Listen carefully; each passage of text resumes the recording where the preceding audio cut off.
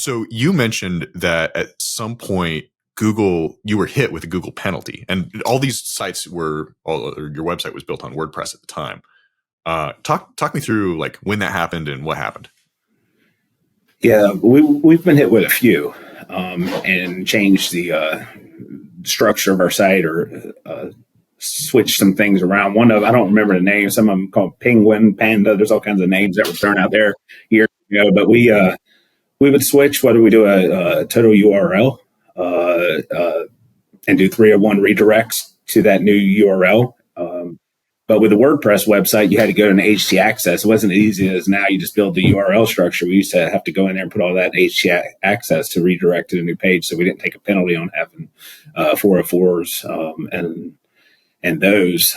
So we've been hit with several. One of them was for like link swapping with realtors across the country. You used to just email somebody, hey man, I'm in Myrtle Beach. You're in Washington State. Put a link on my site, and that was great for a while there.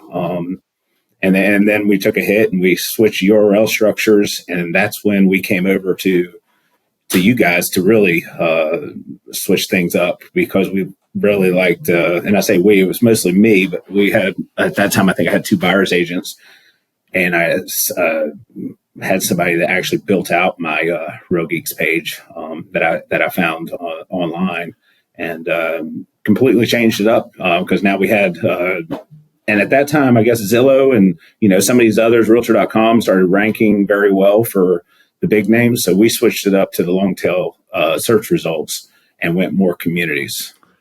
Right. Okay. So I think for the maybe the non-technical audience, like maybe we'll do a little bit of exposition here. So I think one thing that's important to call out is, and if you listen to our Scott Vancia episode where we were talking about Google My Business, he was talking about how Google doesn't necessarily tell you what they like and what they don't like at any given time. And you try and do the right thing.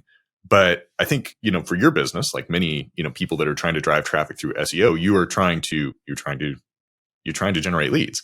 And so link swapping with other realtors around the country was a really great tactic until it wasn't. Right. And Google would probably say things like, yeah, those links weren't editorially given. And that's what we really want, which is, obviously cause the penalty. Yeah.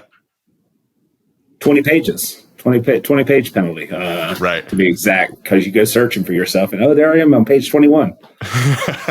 Yeah, exactly. And then that causes a big rethink.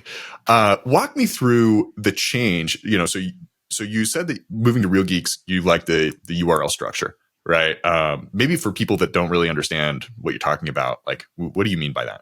Well, the URL structure, a lot of times that's part of SEO, is you look at a URL structure, whether it has an MLS or an address. So what I liked is the address URL structure, that it actually takes a physical address in there, because if you're driving by a house sign, a lot of times you don't have the phone number of the agent or the information there. You're not going to get their website off of the signs, but you do know the address. So you go home and you plug in the address to Google or, Yahoo at the time, and we would pop up for all those addresses based off of the sitemap that we built with all those addresses in it.